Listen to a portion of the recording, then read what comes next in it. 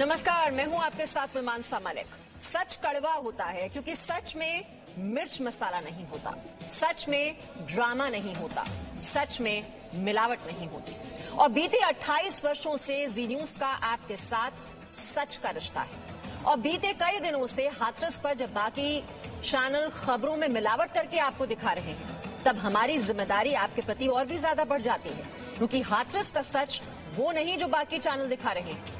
हाथरस का सच वही है जो आपको जी न्यूज दिखा रहा है। जब जब सच सवालों के घेरे में रहा, जब जब सच भ्रम के साए में रहा, तब तब जी न्यूज ने अपनी ग्राउंड रिपोर्टिंग से झूठ की कहानी बदली है और सच को सामने लाने की कोशिश की है।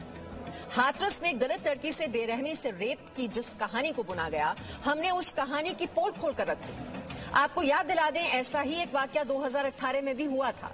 जम्मू कश्मीर के कठुआ में रेप के मामले पर सियासत की गई थी और वैसा ही कुछ 2 साल बाद हाथरस केस में फिर हो रहा है। लेकिन चाहे कठुआ हो या हाथरस, सच सिर्फ जी न्यूज पर। एक तस्वीर जम्मू कश्मीर के कठुआ में हुए हंगामे की है, तो दूसरी यूपी के हाथरस में हुए हंगामे की। दोनों ही जगहों पर लोगों की भावनाओं से खिलवाड़ हुआ। शुरुआती दौर में मामला सियासी तमाशे के लिए भुनाया गया और धीरे धीरे सच से पर्दा उठता चला गया। मीडिया इन दोनों ही मामलों में झूठ और फरेब की थाली परोसती रही। जातीय रंग देकर दंगे भड़काने की भी साजिश रची गई थी। लेकिन कहते हैं ना कि सच परेशान हो सकता है, पराजित नहीं। जी न्यूज के सच के आगे झूठ, फरेब और राजनीति सब हार मान गए। आपको याद होगा, साल 2018 में जम्मू कश्मीर के कठुआ में हुई रेप और मर्डर की घटना ने पूरे देश को झकझोर कर रख दिया था। 8 साल की बच्ची के साथ हुए जुर्म पर जी न्यूज ने रिपोर्टिंग की थी। रेप के कई आरोपियों में से एक नाम विशाल जंगोत्रा का भी था। जी न्यूज ने अपनी रिपोर्टिंग के जरिए बताया था कि विशाल जंगोत्रा को इस केस में फंसाया गया है। फिर जून 2019 में पठानकोट कोर्ट ने मामले पर फैसला सुनाया और 7 में से 6 आरोपियों को दोषी करार दिया। 6 आरोपियों में से 3 को उम्र कैद और बाकी 3 को 5-5 साल की जेल की सजा दी गई, जबकि 7वें आरोपी विशाल जंगोत्रा को कोर्ट ने बरी कर दिया। ये वही आरोपी था जिसके बारे में जी न्यूज ने देश को बताया था कि वो बेगुनाह है। जी न्यूज रिपोर्टर पूजा मक्कड़ ने एटीएम और बैंक की डिटेल्स निकालकर साबित किया कि बच्ची के साथ हुए जुर्म के वक्त आरोपी विशाल जम्मू कश्मीर में था ही नहीं। ये पीएनबी का एटीएम है, ठीक इसके बगल में ये कॉर्पोरेशन बैंक का एटीएम है और ये वो गली है जहां जाकर वो लड़का किराए पर रहा करता था। ठीक उससे आगे एसबीआई बैंक है और उसका एटीएम है।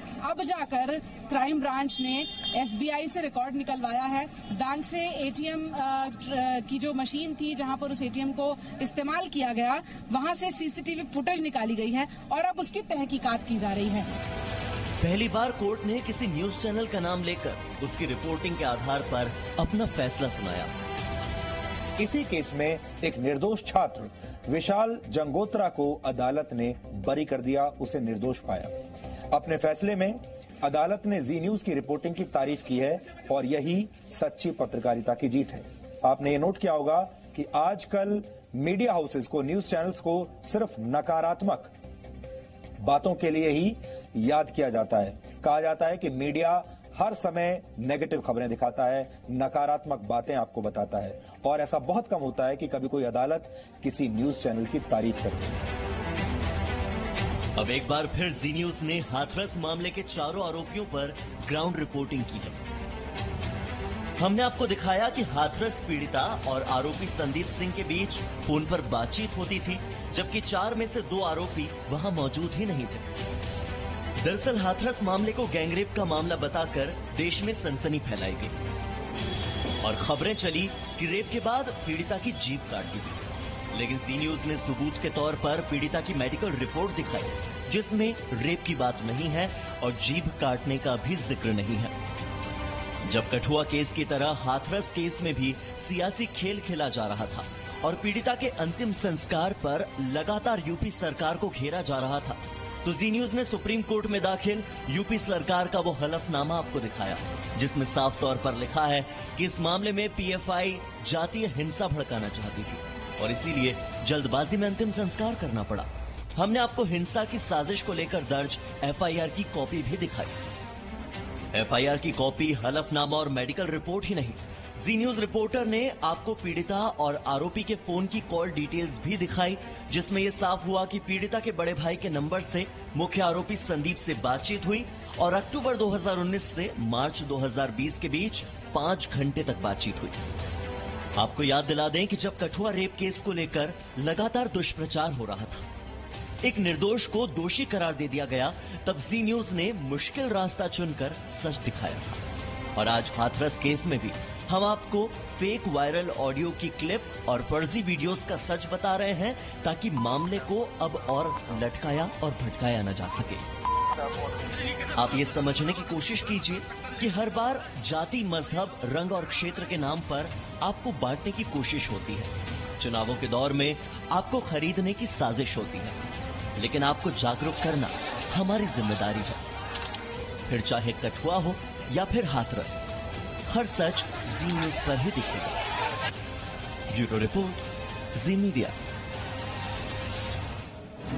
तो जी न्यूज हाथरस पीड़ित और उसके परिवार के लिए न्याय की बात कर रहा है और हमारे देश के नेता पीड़ित परिवार की मातम में वोट की संभावना तलाश करने में लगे हुए हैं। न उन्हें पीड़ित परिवार की फिक्र है, न ही कानून व्यवस्था की। उन्हें तो बस अपनी खोई हुई राजनीतिक जमीन की तलाश है।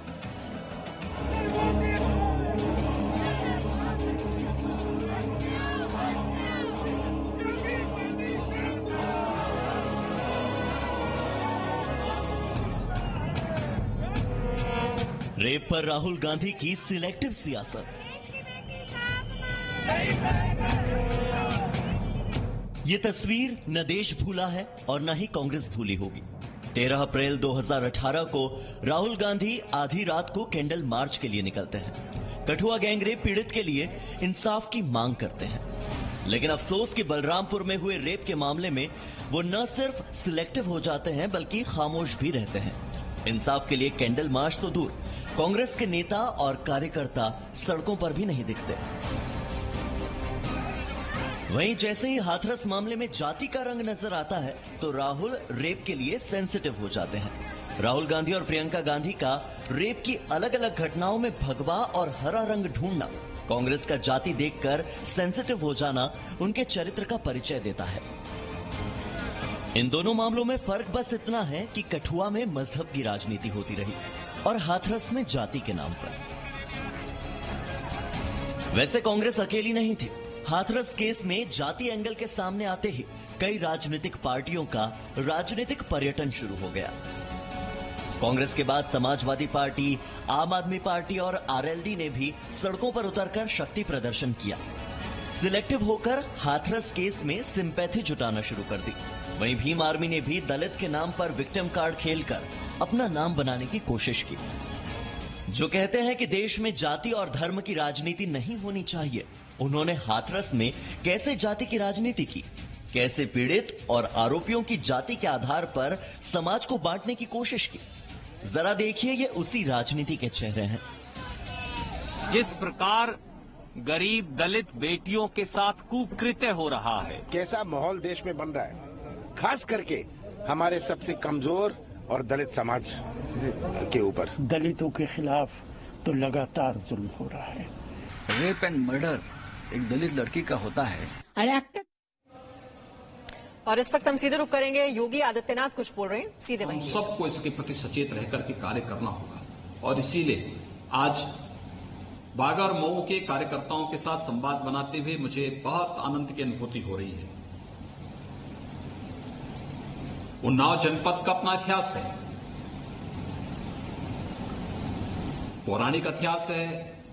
मां गंगा का सानिध्य जनपद को प्राप्त हुआ है, यह अपने आप में गौरवशाली स्थिति है और गंगा की अग्रता और निर्मलता को आजादी के बाद आदरणीय प्रधानमंत्री जी ने नमामि गंगे के माध्यम से देश और दुनिया के सामने तो किस रूप में प्रस्तुत किया है। 2019 में प्रयागराज कुंभ की सफलता ने उसको सबके सामने प्रस्तुत किया।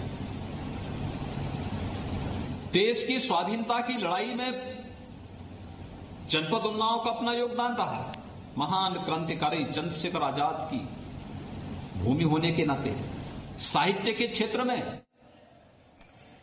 और जो हम बात कर रहे थे सियासत की कि आखिरकार राहुल और प्रियंका को हाथरस जाने की तो पूरी की पूरी आप देख रहे हैं किस तरह से तैयारी की गई, लेकिन बलरामपुर जाने का उनके पास क्यों नहीं वक्त है। तो आप ये दूरी की कहानी जो बताई जा रही है उसे समझिए, ताकि आप ये समझ पाएं कि कहानी दरअसल सिर्फ दूरी की है या राजनीति की। कांग्रेस ये कहती रही कि दूरी की वजह से राहुल गांधी और प्रियंका गांधी बलरामपुर नहीं गए, जबकि आपको बता दें दिल्ली से बलरामपुर के बीच की जो दूरी है वो 710 किलोमीटर है। लेकिन चुनाव जीतने के लिए वो दिल्ली से वायनाड जा सकते हैं, जो दिल्ली से 2434 किलोमीटर दूर है। यानी इंसाफ के लिए 710 किलोमीटर नहीं जा सकते, लेकिन वोट बैंक के लिए 2000 से ज्यादा किलोमीटर जाने में कोई हर्ज नहीं। तो सार निकलकर यह आता है कि राहुल गांधी की जो जिद हाथरस जाने के लिए नजर आई वो बलरामपुर के लिए पूरी तरह गायब थी। ऐसे में सवाल ये उठता है कि हाथरस की घटना में ऐसा क्या था जिस पर राहुल गांधी और प्रियंका वाड्रा इतना तिलमिला उठे और पैदल ही 200 किलोमीटर दूर हाथरस जाने के लिए तैयार हो गए। लेकिन यूपी का ही बलरामपुर उन्हें बहुत दूर लगा।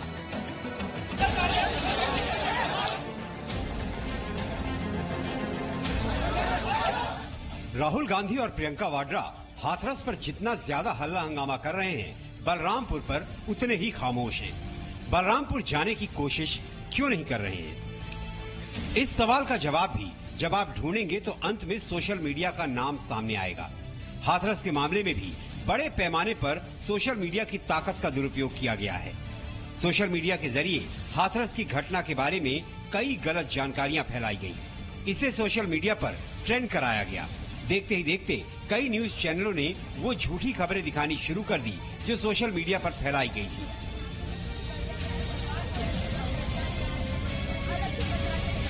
अब हम आपको हाथरस और बलरामपुर की घटनाओं के बीच एक तुलना दिखाते हैं। हाथरस और बलरामपुर दोनों ही जगहों पर पीड़िता दलित है।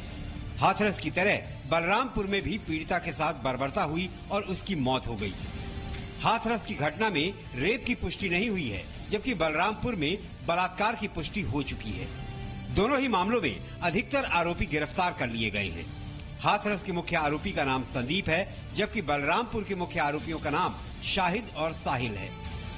हाथरस की तरह बलरामपुर में भी पुलिस ने रात के अंधेरे में पीड़िता का अंतिम संस्कार करवा दिया। हाथरस और बलरामपुर दोनों ही जगह उत्तर प्रदेश में है। दोनों ही जगह मुख्यमंत्री योगी आदित्यनाथ हैं। लेकिन बलरामपुर के मामले में राहुल गांधी ने योगी आदित्यनाथ को क्यों छोड़ दिया, ये बात हैरान करती है। लेकिन हाथरस हो या कठुआ हो, जी न्यूज सच्चाई के साथ खड़ा है। जी न्यूज का मतलब है सच, सबूत, संवेदना। Presenting B News app available on Google Play and App Store. Download it now.